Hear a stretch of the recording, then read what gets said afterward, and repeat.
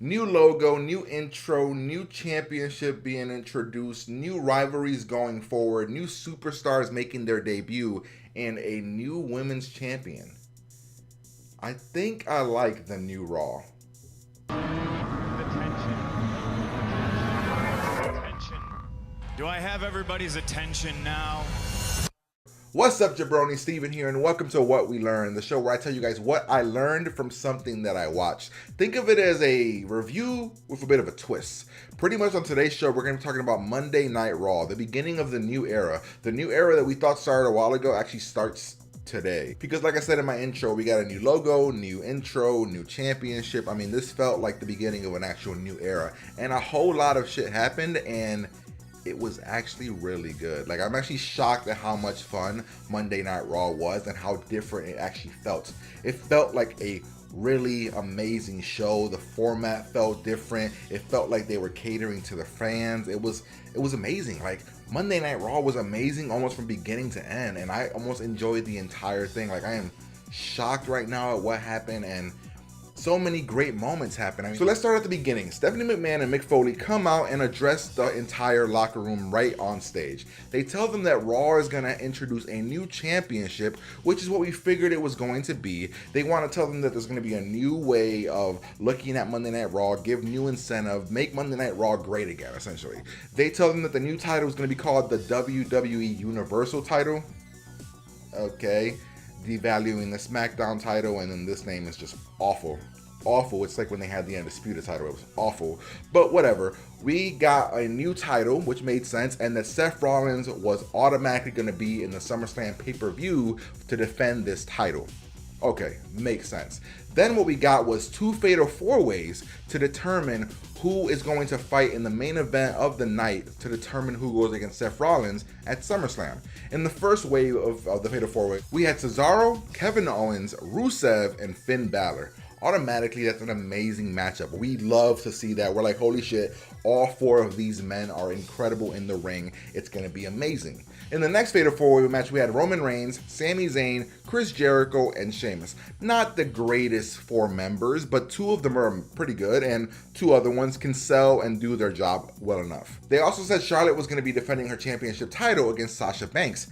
All wins so far. Right there, we're like, okay, winning. Let's see how these matches are booked. And during this intro of Stephanie and Mick Foley, they also kind of turned on Roman Reigns. They called Roman a loser, said it was his fault that they lost the belt. They are essentially punishing Roman Reigns. I think that's what's happening here. Roman Reigns getting a bit of punishment because of the whole substance abuse policy, but they are completely going at him. They are telling him he's a loser. He's the reason that they lost. He's not good enough. They are hamming it up, and they are showing his face, and they're constantly doing it throughout the night. And I was like shocked that they are just, we're gonna just go at you, Roman. And Roman is taking it, and I'm wondering if this is an angle where later he's gonna turn heel. We all want it, but who knows if it's actually gonna happen. The first match of the night was Cesaro, Kevin Owens, Rusev, and Finn Balor, and they put on a pay-per-view good enough match. Like, this is a match that should have been on a pay-per-view because it was that good. The crowd was into it. Everybody was losing their mind. Finn Balor in his intro got a huge pop. He's coming out with the Fonzie jacket. It's amazing. People are loving and eating it up.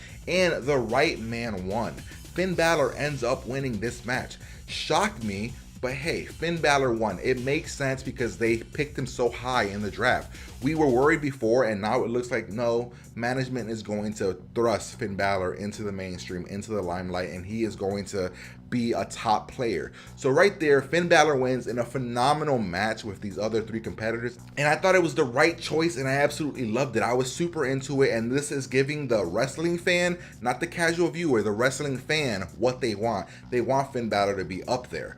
Already loved it. Kevin Owens and Rusev had a bit of a thing, and it was awesome. I mean, there was a lot of storytelling being told, and the match was just fun to watch. Next, we had another NXT call-up make their debut in Nia Jax, and she went up against a local wrestler, which is something we haven't seen in a while. Essentially, she squashed who she was going against and just showed her pure domination, which is what we want from Nia Jax. We want to see that she can dominate, and she's just this force, and she showed that, and it actually was a interesting thing to watch because we all know Nia Jax isn't fully ready for the main limelight right now. She isn't the best on the mic, and her wrestling skills are okay. So giving her somebody to squash and just show her power actually works, and who knows where her rivalry is going to be going forward, but it actually worked for what they were going for. Next, we had the other Fatal 4-Way match, which saw Sami Zayn, Roman Reigns, Chris Jericho, and Sheamus go at it. And they put on an actual good match. Like, it was a solid, good match. I actually enjoyed this match. I know that people don't like Sheamus and they don't like Roman, but this match worked. Sami Zayn looked strong, Roman looked strong, Chris Jericho and Sheamus did their thing in the background, and I'm gonna be honest with you guys, I think the right man went over here. We needed Roman Reigns to win here because Sami Zayn just isn't quite there yet. He is amazing in the ring, but he needs one more rivalry besides Kevin Owens to get into that limelight, and Roman Reigns winning shows something. So the main event of the evening was going to be Roman Reigns versus Finn Balor. That's an amazing main event, and on Raw I was shocked and I actually was looking forward to it. Next, we had the return of Neville, and he went up against Curtis Axel, which sucks because now that the social outcasts are no more, Curtis Axel is going to just flounder and just kind of keep getting beat up. And one thing that was weird is that Neville beat him up and Neville won, but they kept calling Curtis Axel Mr. Irrelevant, like he doesn't matter. So Neville beating him up is kind of like, meh. Following that, we had the New Day celebration talking about the longest tag team champions, all this stuff, even though we all know that they're actually not the longest reigning champs. There's actually 2 other teams before them. Whatever, we're going to ignore that, but they're the longest champs. They had their balloons, they had their whole thing, and they talked about the Wyatts, saying that they're glad that that rivalry is over. They get people from the crowd, they do their whole New Day thing, and it's going really fun. They're having a blast, and then out of nowhere, the club shows up and just destroys them, which is amazingly awesome because of the fact that now the club has a storyline and now the New Day has a storyline. We were wondering what was going to happen with both teams after the Battlegrounds and since the draft happened, and now it looks like these 2 teams are going to collide, and I'm actually super into it. And we don't know if Finn Balor is going to join the club maybe after some time, but I'm super into this rivalry. The club looked really strong, destroying them. The New Day, we all know that they are an actual strong team, even though they goof around. So this rivalry is going to be fun. The serious nature of Luke Gallows and Karl Anderson, and the fact that both of them are actually really good on the mic, as we saw in the past few months with AJ Styles. So seeing this happen against the New Day, an interesting, good dynamic, and I'm actually really pumped to see this. Next, we had the Women's Championship match, which saw Sasha Banks versus Charlotte, and this match was really good, really entertaining. These 2 are the best women's fighters we have right now in the company, and they were amazing. At one point, Sasha Banks pulled off the old Eddie Guerrero move where she threw the championship at Dana Brooks, and then she pretended like she was hurt, like if Dana Brooks had hit her, and I thought that was amazing, and I really, really enjoyed seeing that. Since Sasha Banks' favorite wrestler is Eddie Guerrero, it was just really, really cool to see. This match went on after that, and it was super into it. Like, I was invested. It was amazing. It was these 2 women going at it, fighting throughout the match. Charlotte kept saying Sasha wasn't good enough. Sasha wasn't good enough. The last thing we see in this match is Charlotte looking at Sasha and saying, "You will never beat me ever," as Sasha gets her in a bank statement, and it was amazing storytelling, amazing women's wrestling, and I was super happy when Sasha ended up winning the championship. She won the championship on Raw. She was crying. They showed after. She was talking to Bayley and FaceTime. It was all amazing stuff. I'm hoping that they're building the whole Bayley friendship thing so that when the turn happens with Sasha, it'll be amazing. But I really enjoyed this match, and it was a perfect changing of the guard for the championship. I really, really like this, and who knows what's going to happen at SummerSlam. We're obviously going to get a rematch, but I'm not sure what they're going to do. I'm hoping Sasha retains it, but I'm pumped, beyond pumped. Next, we had another squash match which featured Braun Strowman against a nobody, like a weakling, and Braun Strowman came out with a new haircut, new look, kinda, not really, still had the wide gear, just had like his head shaved. He came out, destroyed this small, puny man, and it was confusing because of the fact that this man, we're supposed to believe that Braun Strowman is like this force, but he's beating up nobodies. It's just weird. We all know Braun Strowman isn't the best wrestler, isn't the best on the mic, so I think they're just kind of making him feel like a force so he doesn't have to do much. So it was a really good, interesting story, kind of. If it would have had somebody that might have been a bit stronger, it would have worked better. But nonetheless, Braun Strowman looks like a monster, looks like a beast, which is what we wanted it to do. So that's all you can do with Strowman. There's not much else after that. Everyone was wondering what was going to happen to Enzo and Cass after Battlegrounds. Now we find out. Enzo and Cass came out. They did their whole thing. It was awesome. They were funny. It was great. Then the Shining Stars came out.